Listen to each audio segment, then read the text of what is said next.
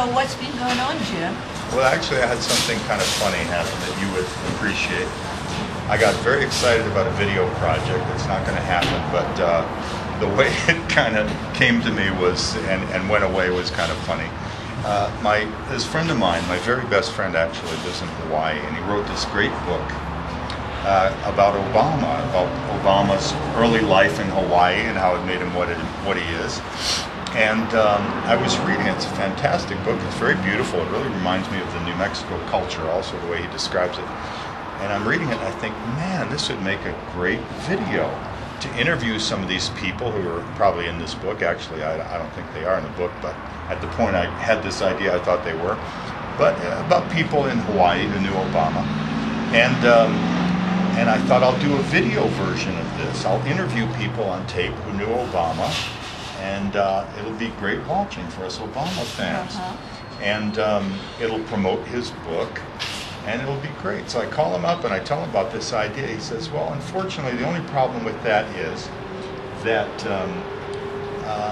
there aren't really that many people who remember him, because he was a young guy when he left. He was 17 years old when he left Hawaii. He was a high school kid. He was a nice kid, but the people who remember him were just kind of high school kids with him at the time. They don't really have much to say about him. And there's nothing there really for you.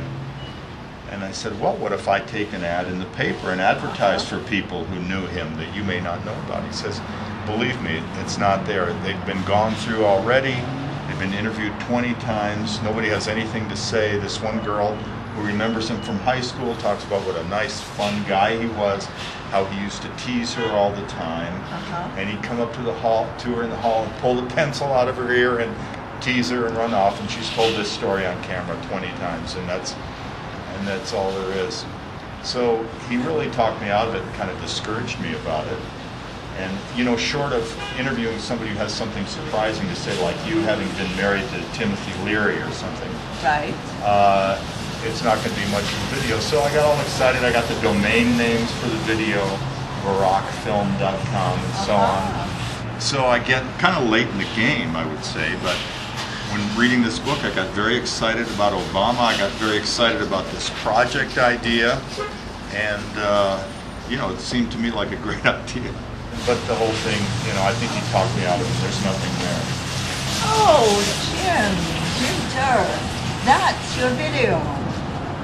What's my video? You don't see it? No, I don't see it. Oh, man.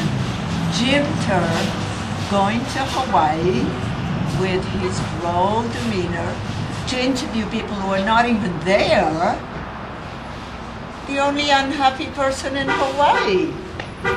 That's kind of like me. Yeah. I could do that, maybe.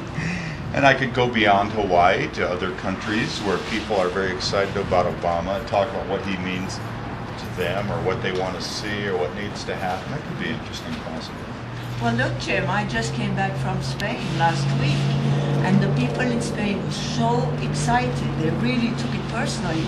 They were very excited that Barack Obama was elected. Yeah. So you could just go around the world and just pick on people's joy. Pick on what? People's joy. People's Oh, joy joy. around the world about Obama. See?